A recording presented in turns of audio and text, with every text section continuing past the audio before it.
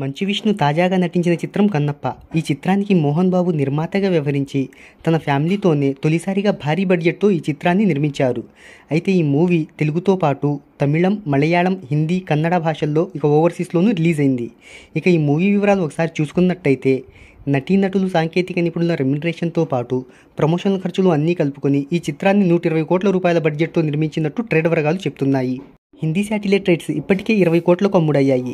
దీంతో ఈ movie theatrical run ద్వారా 180 కోట్లను రాబడితే క్లీన్ హిట్గా నిలుస్తుంది. ఈ మూవీ మొదటి వారం కలెక్షన్లు ఒకసారి చూసుకున్నట్టయితే ఇండియాలో 30.14 కోట్ల రూపాయల నెట్ను, 35 కోట్ల రూపాయల గ్రాస్ను, ఇక ఓవర్సీస్లో 5 కోట్ల రూపాయలను రాబట్టింది. దీంతో ఈ చిత్రం వరల్డ్ వైడ్గా ఇప్పటి వరకు 40 కోట్ల రూపాయల గ్రాస్ను అందుకున్నట్టు ట్రేడ్ వర్గాలు చెప్తున్నాయి. ప్రస్తుతం ఈ మూవీ బాక్సాఫీస్ దగ్గర ఆశించిన స్థాయిలో వసూళ్లను రాబట్టలేకపోతుంది. తమిళం, మలయాళం, కన్నడ నుంచి వసూళ్లు అనేవి ఆగిపోయాయి. ప్రజెంట్ తెలుగులో, హిందీలో మాత్రమే ఈ మూవీ అనేది రన్ అవుతుంది. బాక్సాఫీస్ దగ్గర కొత్త సినిమాలు రిలీజ్ కావడంతో ఈ మూవీపై కలెక్షన్ల ఎఫెక్ట్ అనేది పడుతుంది. ప్రజెంట్ ఈ చిత్రం 40 కోట్ల రూపాయల కలెక్షన్స్ను రాబట్టగా ఇంకా 140 కోట్ల రూపాయల గ్రాస్ వసూళ్లను రాబడితేనే క్లీన్ హిట్గా నిలుస్తుంది. అయితే ఈ మూవీ ఇప్పటి వరకు కేవలం 30% మాత్రమే రికవరీ చేసింది. మరి చూద్దాం ఈ మూవీ లాంగ్ రన్లో ఎంతవరకు వసూళ్లను రాబడుతుందో.